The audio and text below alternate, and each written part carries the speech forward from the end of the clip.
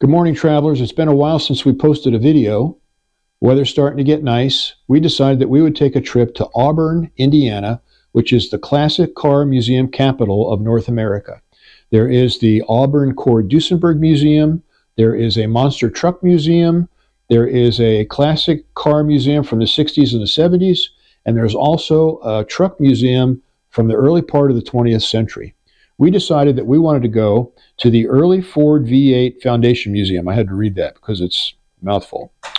And it is a museum that features cars, Ford motor cars, from 1932 to 1953. 1932 is the year that Ford introduced the flathead V8 engine. And they ran from 1932 to 1953. Josh Conrad is the executive director. And Josh was gracious enough to give us a personal tour of the facility and to comment on each car and its history. So fasten your seatbelts and let's get started. No trip that we take seems to be complete without us stopping at some kind of roadside attraction, whether it be a historical marker, a monument, or just something that seems kind of crazy. We found a website called Roadside America that lists all the various roadside attractions state by state, and a map of where each one of them is. We decided that we wanted to go visit, on our way to Auburn, the Mid-America Windmill Museum in Kendallville, Indiana, which to me looked like a bunch of daisies, steel daisies, put on 30-foot platforms. We also visited a grave marker of an individual that had a propensity for knocking over parking meters when he parked his car.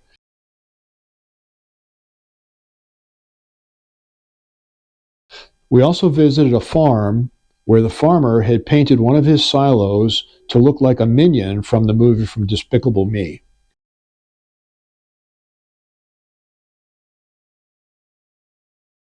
Our destination was the early Ford V8 Foundation Museum in Auburn, Indiana. Josh Conrad is the executive director, and he was gracious enough to give us a personal tour of the collection.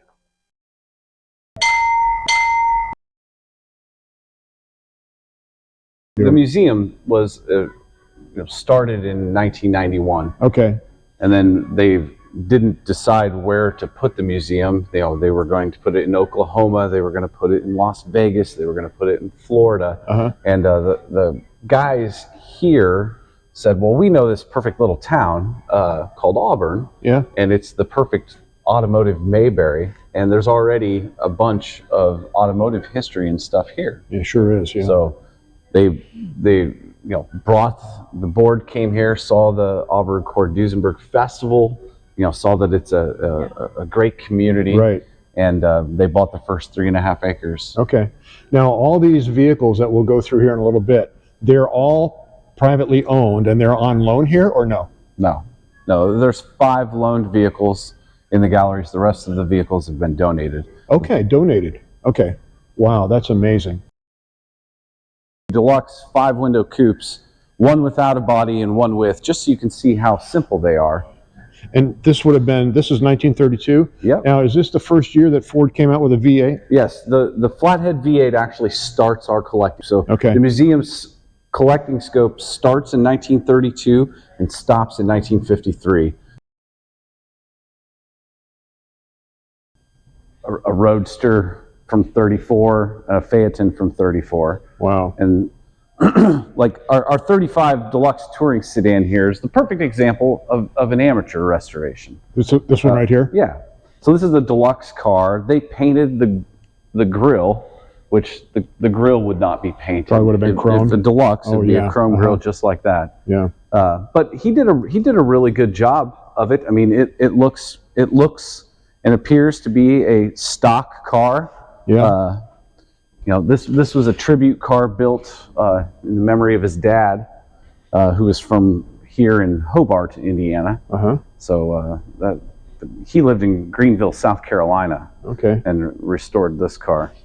And then on the other side, here you have 2 perfect Concours restored 35 Fords, where you'll be hard pressed to find a better Deluxe panel delivery from 1935 than this one right here. And then the same gentleman restored this 1935 convertible sedan as well. Wow. And he did a Concours restoration on it as well. It's gorgeous, perfect. And then when our cars get judged within the early Ford V8 Club, they judge every nut and bolt on the car. Yeah. Not everyone, you know, you can't they're get pretty thorough. but they're very thorough. Yeah. And so, you know, if you get a car that wins a Dearborn Award within the early Ford V8 Club, it's pretty original. Wow. That's really something. And then this is the crown jewel of our collection. We have a complete 1936 dealership showroom floor. Oh my we have goodness. one of every body style of 36. Wow. And That is just amazing. That's beautiful. Absolutely beautiful. And then there's the extremely rare cars in this collection up here Oh, as now well. is that stainless steel over here? It is. We have. I saw that advertised. Yep. We have one of the 6 Allegheny Ludlam stainless steel cars. So This one's been completely restored, polished out to a mirror finish. The cars never looked like this originally. They were just a bare metal. Now, was that done for promotional? Yeah, they built these for the Allegheny Ludlam Steel Company. Ford Motor Company stamped out enough body panels to make 6 cars, and then they used them as a salesman incentive fleet. So for 10 years, the leading salesperson got to drive the car. Oh, no kidding. Before they retired the fleet in 1946. Wow. And so only 4 of the 6 cars are still around. 3 of them are in museums where you can see them publicly. The Heinz Museum in Pittsburgh. No kidding. The Western Reserve Historical Society, which is called the Crawford now, in Cleveland. And then ours here. Wow. And then the other one's sold privately right there on the other side of that white door. Okay. In 2021. Yeah. Wow. And then the Briggs body 2-purpose sedan is rarer than the stainless car. Now, why is that? Just Well, production numbers, obviously. Yeah, they've made about 200 of them, and only 2, I think, are known to survive. Wow. There was one that for National Cash Register, and then this one, which was owned by the Tennessee Valley Authority. This is was owned or is owned? Was. Oh, okay. Everything in here's the museums. Okay. And then the German Glasser-bodied Cabriolet, they made 24 of these. This one only survived because it went with an affluent German family to Argentina. That's why it survived. The European, so this has the American front clip on it. The others that survive, the 35, 36 Glassers, ended up in the Scandinavian countries, and they have the European front clip on them. You can see here's the American version and the German version. So why do all of the license plates have South Dakota? So all of our cars, we put the year of the vehicle and the state of the donor on the license plates. Oh, wow. Very cool. So every car in here was donated by one family in South Dakota, and they're all there's a video over there and that against the wall. You can watch Joe's story on how and why he collected them and where he donated them. You know, we got a perfect chassis. Yeah. 3-window, 5-window, and then all the commercial.